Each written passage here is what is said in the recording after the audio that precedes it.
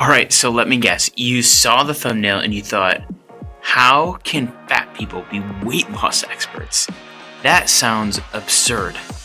Well, stick with me because this might be the most overlooked perspective in the weight loss world.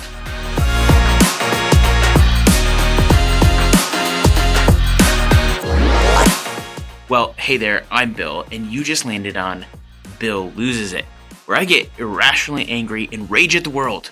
Because let's be honest, the internet doesn't do enough of that right now. No, I'm kidding. I can't promise I won't blow up occasionally, but this channel is actually about conquering obesity. It's not just about me, but more about problem solving, permanent, lifelong, sustainable weight loss.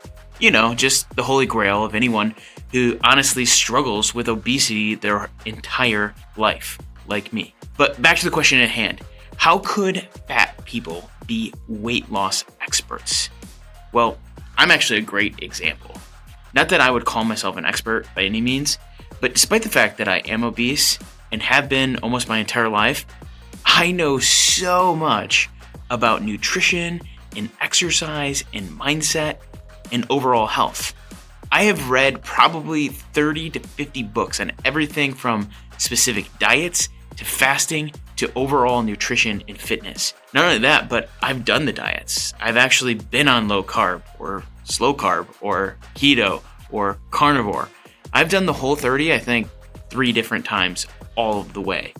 I have done calorie tracking and macro counting. I took a DNA test once to see what's best for my DNA to eat specifically. I listen to all the podcasts. I love Peter Attia, Andrew Huberman, Mind Pump, Max Lugavere, and so many more. And on the fitness side, I have done things like Couch to 5K, I've done boot camps, I've done weightlifting, I've done kettlebells, I've done treadmills, I've done a lot of treadmills, and I've done a lot of functional group fitness like CrossFit or boot camps. And then of course there's the mindset side where I've studied psychology, habit formation, mindfulness, and even the theology of weight loss. The honest truth is that many fat people out there hold a wealth of knowledge about the topic of weight loss. Fat people aren't stupid. And so this is where I get to challenge one of the biggest assumptions. Fat people aren't stupid or ignorant when it comes to weight loss. For many people, it's not actually a knowledge problem. It's literally about changing ingrained tendencies and behaviors and mindsets.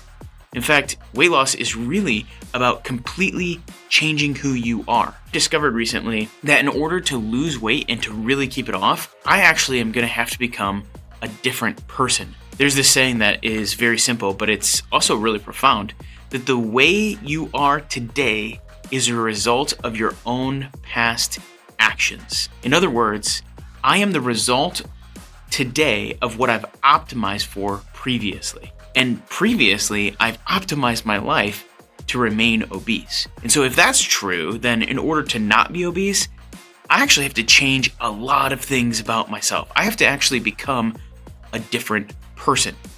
Now, let's be honest, that is not easy, which is why so many people seem to lose the same 30 to 50 pounds over and over again, me included. And so the real question of weight loss isn't how long I can white knuckle my diet plan or burn out on hours of cardio. The real question is, how can I become a different me? How can I grow and change so much as a person that actually the result of that is a healthier, lighter me? That's actually what this channel is really about. When I say I'm losing it, it's not just weight. I'm losing my former self that held me at this weight.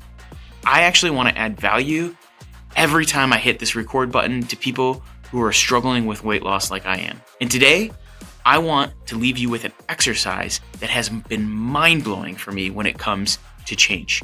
Get out a piece of paper and write down this prompt. Imagine a version of yourself that's 10 times healthier. Envision a day in this life. What are you doing now that you weren't doing before you were 10 times healthier? And conversely, what habits have you left behind?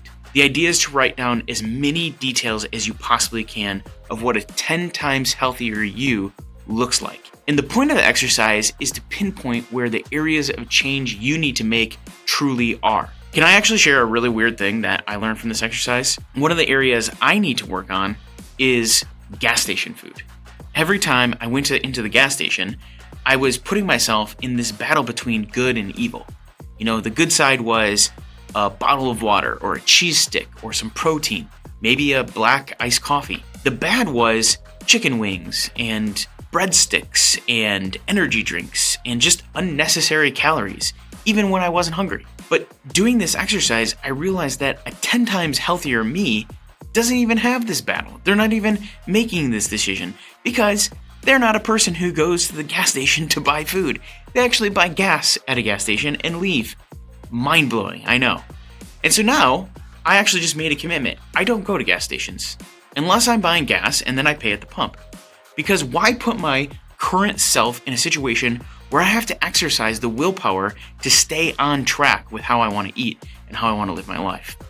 You know, it actually turns out that future me is pretty intelligent. And so the key to this exercise or this journal prompt is to find those areas of change and then take action to live like the 10 times healthier version of yourself. That's it. Thank you so much for watching. I'd love for you to follow along with my channel. And look, from here on out, I've actually just given myself permission to lose it. And by the power invested in me, by the state of obesity, I give you permission to lose it too. See you next time.